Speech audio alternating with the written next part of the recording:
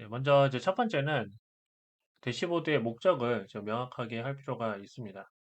네, 여기 보시면은 크게 두 가지 방법으로 우리가 대시보드를 개발할 수 있는데, 첫 번째는 이제 오퍼레이션, 즉 다시 말하면 운영이죠. 네, 운영하는 목적을 위해서 대시보드를 제작할 수 있고, 또 하나는 이제 분석이라고 볼 수 있겠죠.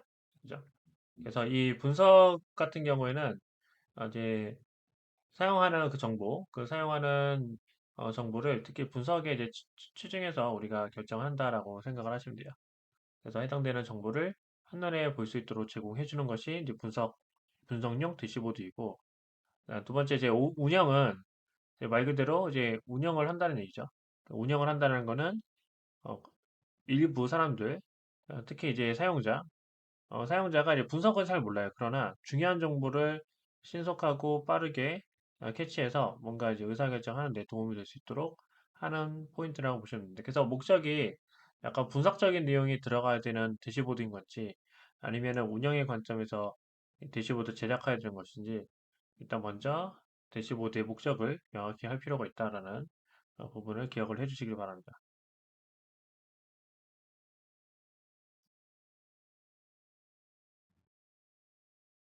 네, 두 번째는 데이터에 대해서 정확하게 이제 표현을 이제 하는 겁니다. 그래서 크게 이제 핵심 질문을 세 가지를 여러분들이 기술을 해주시면 되는데, 네, 먼저 여기 이제 보시면 단일 차트에 몇 개의 변수를 표시할 것인가. 그러니까는 시각화라는 거는 결국은 차트를 이제 표현하는 거죠. 근데 해당되는 차트에 내가 몇 개의 변수를 표시할 것인지가 굉장히 좀 중요합니다. 우리가 이제 많은 데이터를 준다라고 해서 좋은 게 아니라 심플하지만 임팩트 있는 차트를 그리는 것이 굉장히 중요합니다. 그 다음에 일정 기간 동안에 값을 표시할 것인지 아니면은 항목 또는 이제 그룹별로 표시할 것인지 이 부분도 여러분들 체크를 해주셔야 되겠죠. 자, 그 다음에 대시보드를 구성할 때 주요 차트는 크게 네 가지 파트가 있다라고 보시면 돼요. 그래서 이제 크게는 우리가 비교를 할 것인지 관계를 볼 것인지 구성을 볼 것인지 또는 분포를 볼 것인지 크게는 이 네 가지 차트로 여러분들이 구분을 하시면 됩니다.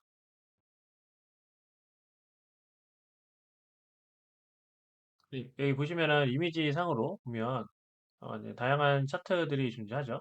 근데 그러나 크게 이제 그룹화를 해보면 결국은 아까 얘기한 것처럼 비교, 분포, 관계, 구성이라고 보시면 돼요.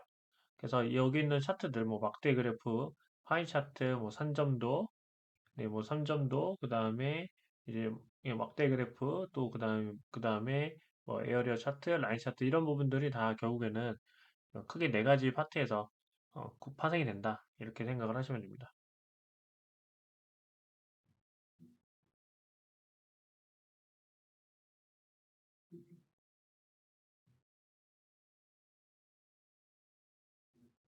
네, 세 번째는 이제 네이밍 컨벤션이라고 되어 있는데, 네, 이 부분은 이제 우리가 작성을 할 때 컬럼의 명, 특히 저 컬럼명이 사실은 이제 중요하죠. 그래서 가독성 있게. 그래서 우리 특히 이제 한글 같은 경우, 우리나라 같은 경우에는 물론 영어로 전달해야 되는 의미가 더 큰 경우에는 영어로 전달을 해야 되겠지만, 네, 그러나 좀 더 이제 면밀하게 우리가 살펴볼 때는 어, 영어로 되는 것부터는 한글로 표시를 해주는 게 좀 좋겠죠. 그 다음에 약어는 좀 지양을 해야 됩니다. 만약에 약어가 있다라고 하면 반드시 어딘가에 주석 처리를 하던가 해서 좀 누구나 알 수 있는 그 이름으로 메시지를 전달하는 것이 중요하다. 네, 이 부분도 여러분들 기억을 해주시기 바랍니다.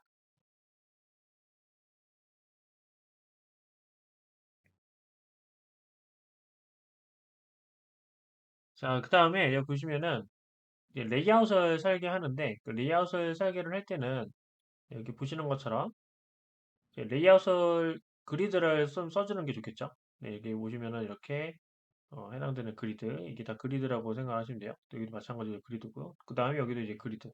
그래서 이 그리드를 통해서 우리가 이제 확인하는 거는 배치를 할 때 좀 해주는 게 좋다. 그래서 디자인의 기본 구조 또는 골격을 만드는데 이 그리드를 우리가 주로 사용을 합니다. 특히 이제 이거 같은 경우는 우리 파워포인트 작업을 할 때도 그리드를 좀 많이 사용을 하죠. 그죠? 그래서 이제 그런 부분들을 좀 기억을 좀 해주시면 될 것 같아요. 네, 그래서 이런 식으로 그리드를 만들어주면은 해당되는 차트가 이러한 뭔가 질서 있는 대시보드가 나온다는 부분 좀 기억을 좀 해주십시오. 네, 그 다음에 그리드를 정의하고 난 다음에 우리가 이제 빌딩을 이제 만들어줬는데 이제 위젯을 설치한다고 생각하시면 돼요. 그래서 각각의 시각화 차트, 컨트롤 역할, 숫자 입력, 테스트 입력 이런 부분들은 왼쪽 사이드바나 상단 모서리 정렬한 것이 일반적이라고 보시면 되고요. 네, 여기 보시면은 이제 우리가 일반적으로 여기 왼쪽 상단 같은 경우는 일반적으로 그 메뉴바라고 돼 있죠. 그러니까 우리가 상식적으로 우리가 이제 일반적인 웹사이트를 방문할 때는 이게 메뉴바가 이렇게 보통 상단에 위치해 있는데, 네, 근데 이 대시보드를 구성할 때는 항상 왼쪽에 메뉴바가 존재한다. 이 부분도 여러분들이 같이 기억을 좀 해주시길 바랍니다.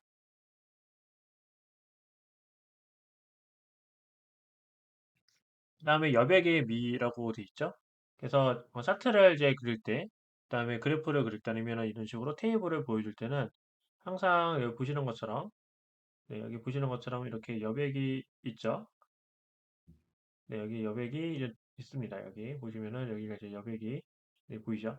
그래서 이렇게 여백을 만들어주는 게 좋다. 근데 여기 여백이 너무 없어요. 그러니까 여백이 너무 없으니까 어떤 문제가 발생이 되냐면 너무 약간 조금 꽉 끼는 듯한 그런 느낌이 있죠. 그래서 약간 좀 여유를 줄 수 있는 그런 공간을 좀 활용하는 부분도 좀 도움이 된다라는 말씀을 좀 드립니다. 그다음에 이제 인포메이션인데 이거는 이제 뭐냐면 우리가 그 보통 이제 인터랙티브 차트이기 때문에 그 인터랙티브를 너무 의존하게 되면은 데이터가 어떤 현상이 벌어지냐면 데이터 손실 가능성이 생겨요. 예를 들면은 날짜가 이제 바뀌어요. 그죠?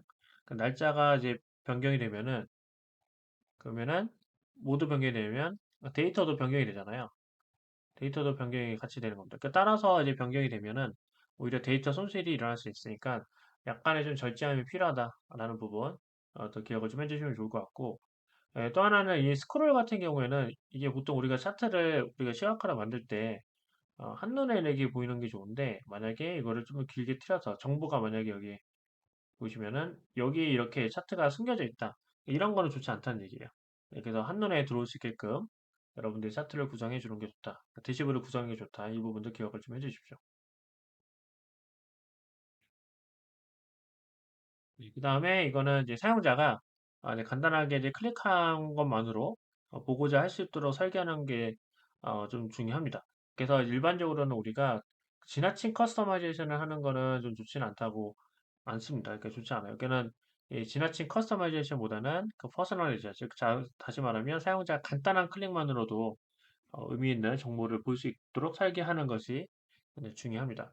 네, 커스터마이제이션을 이제 굉장히 요구하게 되면은 이 부분 같은 경우에는 일단은 프로젝트 할 때는 상관이 없는데 추후에 이제 유지 보수를 할 때 만약에 배치라든가 이런 것이 좀 좋지 않다, 원만치 않다라고 하면 다시 재수정을 하는 작업이 좀 많이 들어가요. 그 품이 좀 많이 들기 때문에 그래서 가급적이면은 별다른 이제 터치가 안 일어나게끔 어, 그것들을 여러분들이 좀 기억을 좀 해주시면 좋을 것 같습니다. 그래서 사용자가 이거는 사용자라는 거는 꼭 특수 뭐 계층 있는 분만 아니라 일반적으로 봤을 때 이 사용자가 간단하게 클릭만으로 보고자 하는 것만 볼 수 있도록 설계하는 것이 핵심이다.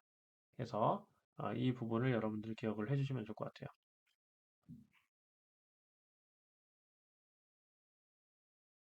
자, 그 다음에 테이블에 적절한 사용. 데이터를 이제 표현할 때는 꼭 우리가 시각화로만 우리가 표시를 하는 것을 치중을 하는데, 네, 그런 것보다는 오히려 테이블 같은 것을 사용을 해서 적절하게 이제 표시를 해주는 것도 도움이 많이 됩니다. 특히 이제 대조를 해서 이렇게 캔슬, 그죠? 그다음에 펜딩의 필드. 그러니까 이 적절하게 이제 우리가 이 데이터를 보여주면서 오히려 어떤 이제 의미 전달을 좀 더 명확하게 할 수 있다는 부분, 여러분들 그 부분도 기억을 해주시기를 바랍니다.